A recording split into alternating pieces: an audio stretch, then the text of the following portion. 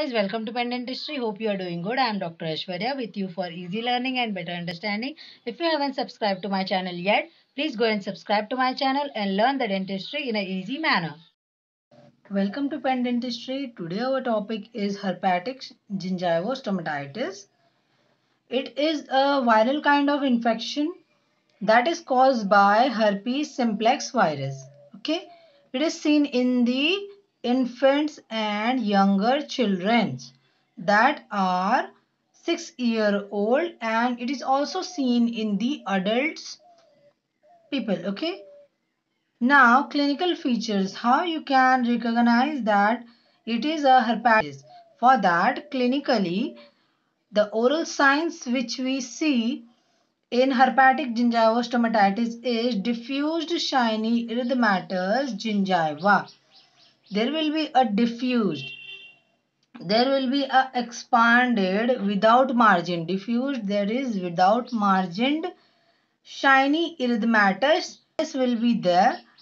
Gingiva involved. Gingiva will be involved. There will be a bleeding. There will be a oral mucosa also involved with the gingiva. Both the things are going to be involved, oral mucosa as well as the gingiva. The initial stages of herpetic gingivostomatitis are, they appear discrete, spherical, gray vesicles. How they appear? They appear as a discrete. Discrete means that they appear far away little bit like discrete patterns. They are spherical in shape. Okay. Grayish vesicles dispersed. Dispersed means they spread. They spread in the area of labial and buccal mucosa as well as the soft palate, tongue and your pharynx. These are the places where the initial stages of the herpetic stomatitis, gingivostomatitis is seen. After 24 hours, what happens? After 24 hours, the vesicles rupture and form painful ulcer. They are going to form a painful ulcers after 24 hours with the rupture, and with that there will be a redness. Okay. The elevated halo-like margins and depressed yellow and grayish white central portion. There will be, when the vesicle will rupture, okay, when the vesicle will rupture, the painful ulcer will be going to be created there. There will be a redness and elevated halo-like margins with a yellow and grayish white central portion. That means the central portion of the vesicle will be depressed yellow and grayish white color. These vesicles will be diffused erythematous and enlargement of gingiva with tendency towards bleeding is seen. There will be enlargement of the gingiva seen, and there will be a tendency of bleeding of the gingiva. That means here the bleeding is seen. Bleeding is taking place in herpetic gingivostomatitis. This we saw the oral signs. Now we are going to see the oral symptoms. The oral symptoms of herpetic gingivostomatitis are, there will be a soreness while drinking. When the patient is drinking or he or she is eating, he or she will going to feel the soreness in the mouth. Vesicle sensitive to touch. When you are going to touch the vesicle, or there will be a thermal changes and food, while eating food, at that time the vesicle will be sensitive. When it will going to be sensitive, when you are going to touch, when you will change the thermal. The diagnosis, how you are going to diagnose the herpetic gingivostomatitis? First thing is, you are going to see the history of the patient. What is the history of the patient? What are the clinical features that you see? Because most of the disease are due to the with the help of these clinical features, we can recognize or find out which type of disease it is. So we are going to see the clinical features, we are going to see the history of the patient. The next step is you will going to take the vesicle material, the material which are present in the vesicle, that you are going to take and you are going to send on the lab test will be there for confirmation test. The lab test is must for confirmation. Direct simmer the material from the base of the lesion and simmered and stained as I have told you. This is the confirmation test. What you are going to see in the lesion or in the material which you have collected, you are going to see the multinucleated cells. There will be a swelling, ballooning and regeneration is seen.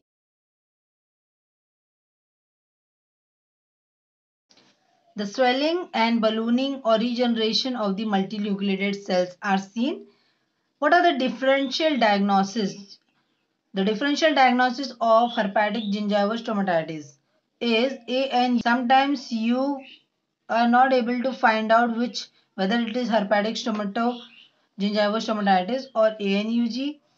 You may confuse in erythema multiforme, Steven-Johnson syndrome, lichen planus, desquamative gingivitis and aphthous stomatitis. Okay, these are the DD of these all are gingival disease.